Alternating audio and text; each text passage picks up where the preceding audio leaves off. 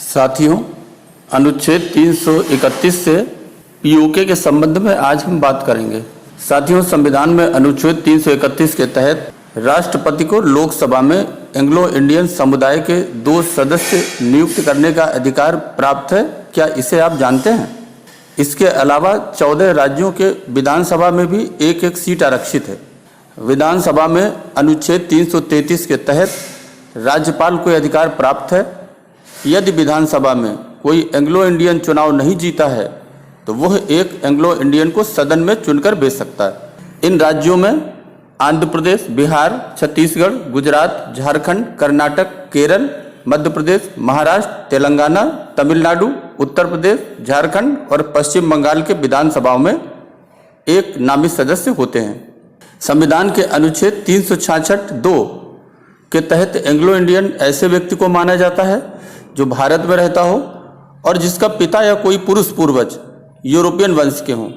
यहाँ ध्यान देने की बात यह है कि यहाँ पर पुरुष की बात की गई है, न कि महिला की, जबकि आज हम लैंगिक समानता की बात करते हैं। यह लैंगिक असमानता का विषय सदन में, संसद में विचार का महत्वपूर्ण मुद्दा हो सकता है। एंग्लो इंडियन भारत का अकेला समुदाय है जिनका अपना प्रतिनिधि लोकसभा और राज्यों की विधानसभा चुनाव में बिना उतरे ही नामित कर दिया जाता है। हालांकि शुरू में मनोनीत करने का प्राविधान 1960 तक के लिए किया गया था। कई बार एंग्लो इंडियन समुदाय को मनोनीत करने के प्राविधान को संविधान में समय समय पर संशोधन कर बढ़ाया गया है। आखिरी बार वर्ष 2009 में 95वें संविधान संशोधन में अनुच्छेद 334 में संशोधन कर 26 जनवरी 2020 तक मनोनीत किए जाने के प्राविधान को बढ़ा दिया गया था। साथियों, आज के दौर में इस समुदाय की संख्या बहुत ही कम अर्थात नगण्य हो चुकी है और अधिकतर लोग विदेश में जाकर बस चुके हैं या तो भारत की शेष आबादी में पूरी तरह से घुल मिल चुके हैं। तो मोदी सरकार को इस अनुच्छेद में संशोधन कर देना चाहिए।